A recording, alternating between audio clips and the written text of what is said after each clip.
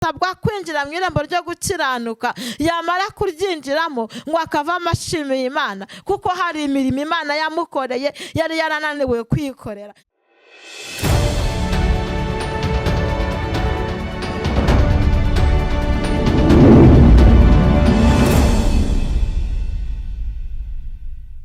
Turabasuhuje mwebwe mukomeje gukurikirana Mukakarangwa TV, ikaze tugarutse kubagezaho ijambo ry'Imana twabateguriye, muze kurikurikirana kugira ngo rigire ikintu ribamarira, kandi kugira ngo mukomeze gukurikirana ibiganiro byacu mukore subscribe ku bantu batarayikora, mukora share, mutera na comment, muduha ibitekerezo nyine byatuma dukomeza gutekereza neza tukabaye ibintu bizima. Murakoze cyane rero, reka twakire Evangeliste Devota tugezeho ijambo ry'Imana yaduteguriye. Murakoze cyane. Amen, amina. Amahoro y'Imana no gufashwa n'umwuka yarabibane namwe. Amina. Turashimira Imana by'umwihariko kongeye gutuma tubonana, kandi turashimira Imana ko yaturinze uyu mwaka. Turi kugana kuwusoza, turayishimiye. Turashimira abantu badukurikira aho baherereye hose, waba uherereye ku mugabane, waba uzi yaba uri muri Amerika, waba uri mu Burayi, waba uri mu Rwanda, aho uherereye hose wumva yuko tugushimiye kandi tunagusabira umugisha. Ikirenze ibyo turabakunda. Tugarutse rero imbere yanyu kugira ngo twongere kuganira ijambo ry'Imana risoza uyu mwaka tumazemo iminsi. Reka mbere ya byose tubanze dushimire Imana. Turagushimiye Yesu, uri Imana y'amahoro, uri ibyiringiro by'abakwizera. Mana wabanye natwe, utugirira neza, utubera Imana, utubera ibyiringiro. Warakoze, waturamburiye akaboko. Hari igihe kimwe amaboko y'abantu yaturekuye, ariko yawe ntabwo yigeze aturekura. Uyu mwaka twawutangiye tuwusengera. Hari abarwaye urabakiza, hari abari bafite ibibazo barakubona, hari abari babona butaracya bwarakeye, hari abo watanze amagare menshi ku bwabo. Izina ryawe nirihimbazwe.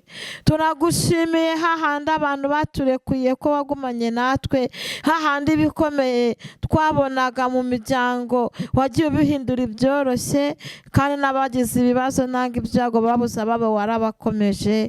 Izina ryawe nirihimbazwe. Wongereye n'abo gukizwa, n'abari baraguye hari abo wabyukije. Turagushimiye, nuhabwe icyubahiro Kristo. Tuje imbere yawe rero, tuzanye ijambo tugiye kuganira. Nyemerera umuntu wese rigira icyo rimumarira kandi rimwubake. Urakoze, urakarama Kristo. Tugushimiye ibyo ukoze byose, tukuragije ibisigaye. Mu izina rya Yesu Kristo wabambwe rimwe gusa. Amen. Mani ikomeye, Mana y'Isiraheli, nta yindi Mana imeze nkawe. Akira ishimwe ry'abantu bawe Mana, nta yindi Mana imeze nkawe. Mana ikomeye, Mana y'Isiraheli, nta yindi Mana imeze nkawe. Akira ishimwe ry'abantu bawe Mana, nta yindi Mana imeze nkawe. turakurata mwami mwiza turagushima mwami w'abami, waraturinze uyu mwaka wose, warahabaye mwami wacu. Mana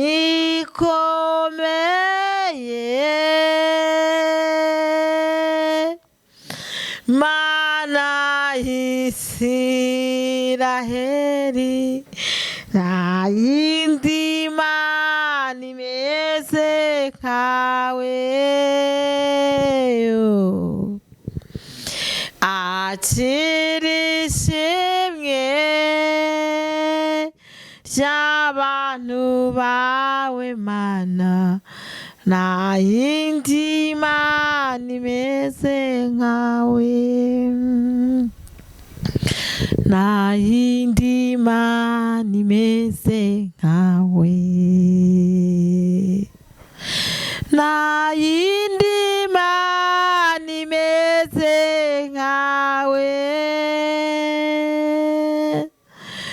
nta yindi Mana imeze nkawe,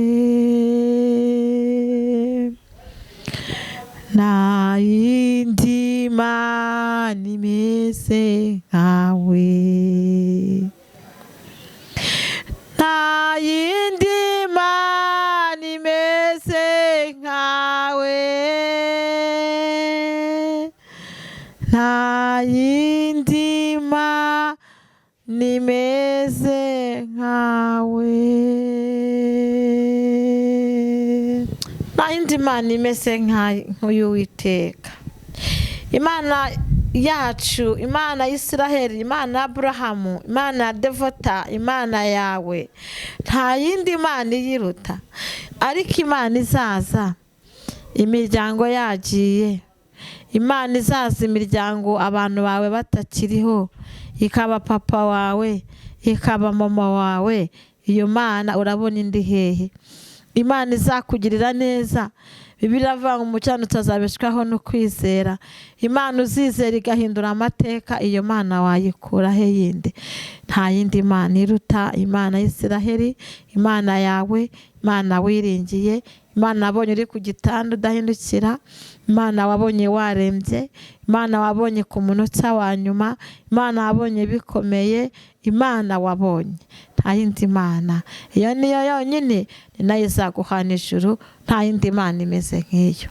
Reka rero dusome ijambo ry'Imana, tujye gusanga muri Zaburi ibice 118, turasoma kuva ku murongo wa 16, turasoma mu izina rya Yesu. Haranditse ngo ukuboko kw'iburyo k'Uwiteka gushyizwe hejuru, ukuboko kw'iburyo k'Uwiteka gukora iby'ubutwari. Sinzapfa kuko nzarama, ntekerereza abantu imirimo Uwiteka yakoze. Uwiteka yampanye igihano cyane, ariko ntiyampaye urupfu.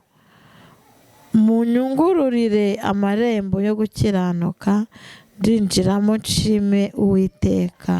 Dusomye ijambo ry'Imana rivuga ngo ukuboko kw'iburyo k'Uwiteka gushyira hejuru, ukuboko kw'iburyo k'Uwiteka gukora iby'ubutwari. Haleluya. Nta muntu wakora iby'ubutwari adari kumwe n'Imana. Ntabwo byaguhira ukuboko k'Uwiteka kutari kuri wowe, ariko igihe cyose ukuboko k'Uwiteka kuzaba kuri wowe, uzakoreshwa iby'ubutwari, kuko uko kuboko k'Uwiteka gukora ubutwari. Ariko nawe hari iby'ubutwari uzakoreshwa. Nuko rero Dawidi aritegereza, yandika iyi Zaburi, aravuga ngo ukuboko k'Uwiteka kw'iburyo. Haleluya. Ngo ku kuboko kw'iburyo, aravuga ngo ku kuboko, ngo ni ukuboko gukora ibintu by'ubutwari. Kuva mu kwa mbere wabonye iby'Imana yagukoreye, hari ibintu yagukoreye, ibikoresha ukuboko kw'iburyo kuko k'Uwiteka, kubera yikora ukuboko k'ubutwari kuri mu butwari. Ntabwo ari ukuboko kurimo ubugwari cyangwa kurimo intege nkeya, ni ukuboko gukora ibintu by'ubutwari.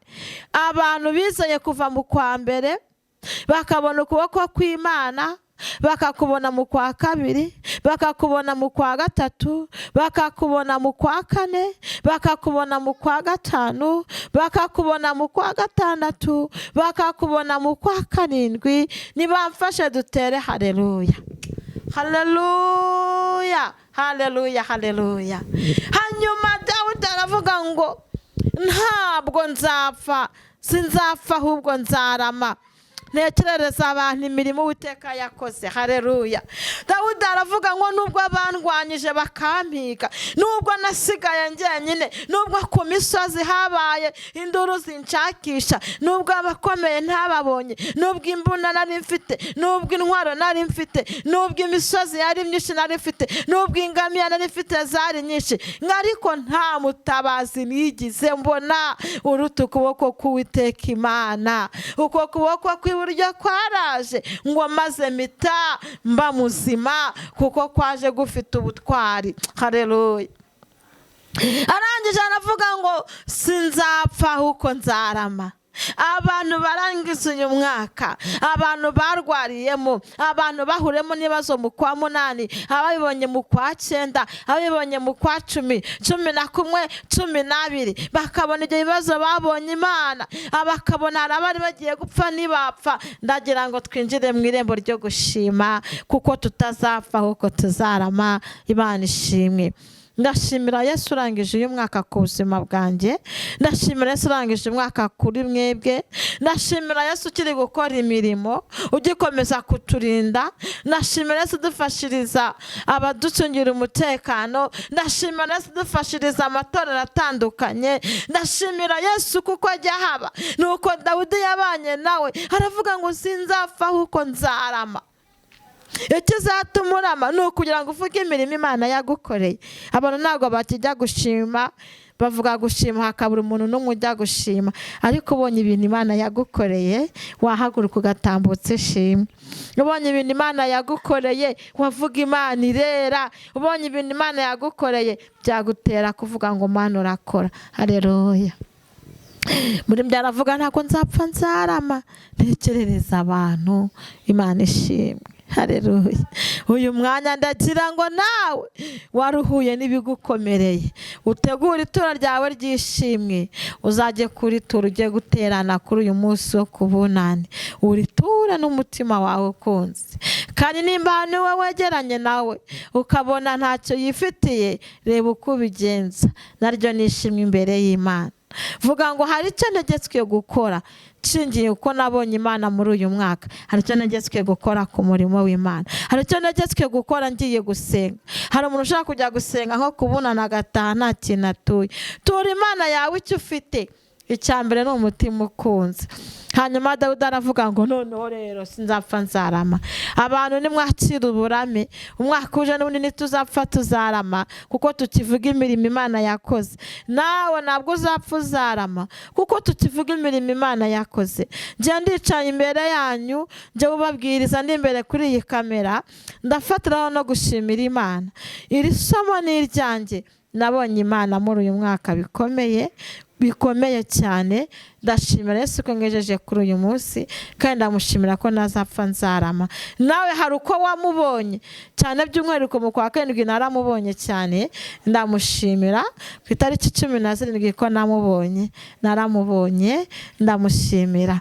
Nawe hari uko wamubonye, hari itariki wamubonye, ariko gahunda twese ngo ni ukugenda tukagera gute. Reka tubisome icyo dusabwa. Ngo munyugururire amarembo yo gukiranuka, ndinjiramo nshima Uwiteka.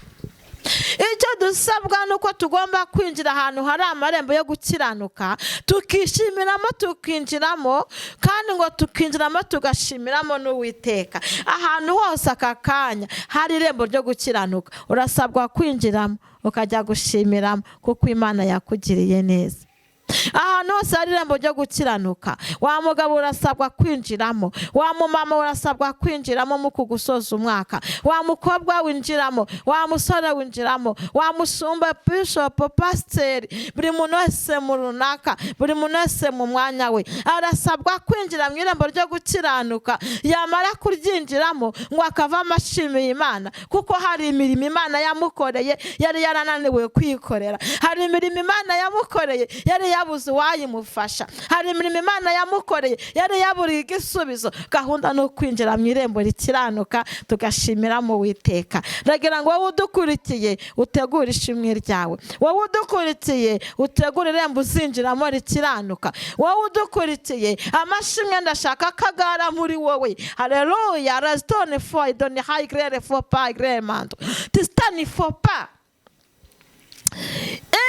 Fomen grere. Wowe udukurikiye ndagira ngo utegure ahantu ugomba kwinjirira Imana ihabwe icyubahiro. Dawidi yaravuze ngo sinzapfa nzarama kugira ngo mvuge iyo mirimo y'Uwiteka. Uyu mwaka ugusigiye iyihe mirimo? Ese hari iyo yakoze wumva utavuga? Ese ibyo yagukoreye hari icyo wumva wayikorera? Ese uko wayibonye hari uko wumva wayishimira? Injira mu irembo rikiranuka ushima Imana. Imana y'amahoro iduhana umugisha, kandi Imana y'amahoro ibe muri twebwe, ikomeze kutugirira neza. Imana ihabwe icyubahiro.